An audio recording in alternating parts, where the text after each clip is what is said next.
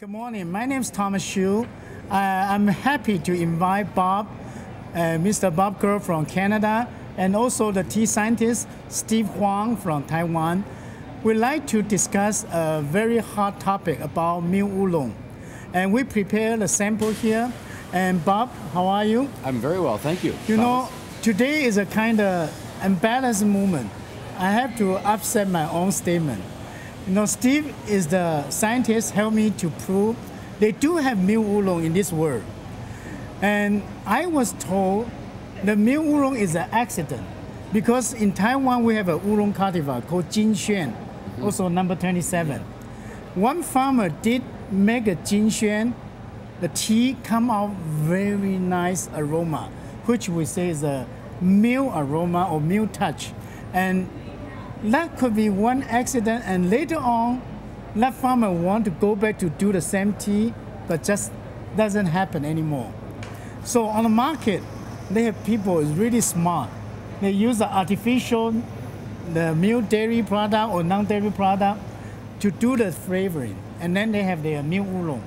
So I was asked, is there really a milk oolong? I always say no, no such things. But today, we're going to come and taste, and then Bob and Steve, maybe you can help me to prove Thomas is wrong, and they do have it. Can we try it? Yes. And I don't know which one is which one, so you have to find out yourself. Okay. Go ahead. I'll try the first one. It's a very nice cup. It's from a high altitude in Taiwan, and the color is very light green. Which indicates probably that it's a high altitude oolong.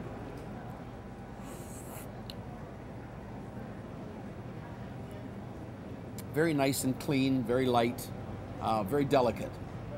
And it has a slightly sweet but clean finish. And I think that's what makes this particular one so unique. But I'll wait to try the next one. So, I try this one. And then I smell it first. Try that. It's sweety and have a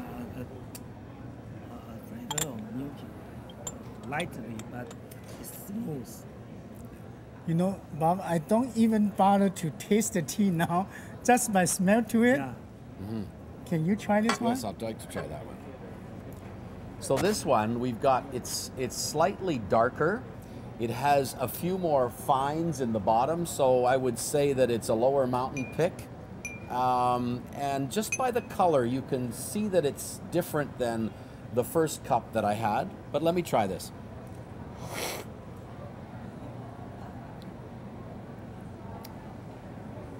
My initial reaction is it's a little sharper, a little more tannic, but it is more of the vanilla sweet taste. And I'm going to say that this one's been modified. It doesn't have a clean oolong taste. It has a slightly, I would say, enveloping taste. It overwhelms the natural flavor that you would get out of an oolong. So you are very careful. You don't want to use artificial? Well, I don't know if it's artificial Okay. because fair. it's one of those things where, you know, I've tasted it, but I can't detect whether it's artificial. I can detect that it's sweeter. Yeah. So I would assume that that's been modified. And I don't know what the modification is. This one has more of a cleaner, but it has a lightly sweet taste. It's like a natural. So that would be my assessment of those two. I smell it. Yeah, let me What, try. what's Strong.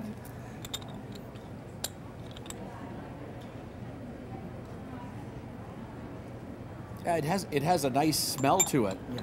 but like I say, it smells a little too unnatural Yeah, natural. for an oolong. Yes, you know, why I like to do this comparison is milk oolong is really a good tea, but what happens is in Northern America, we have so many friends, they are allergic to dairy product. when you are doing the flavoring, you really don't know the flavor you are used, whether you have a dairy or non-dairy product there, so you cannot make the claim.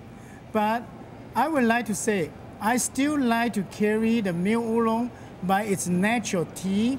And I checked with our scientist, Steve, is that possible to have a natural tea, you know, with that kind of aroma and the flavor taste with the milk note?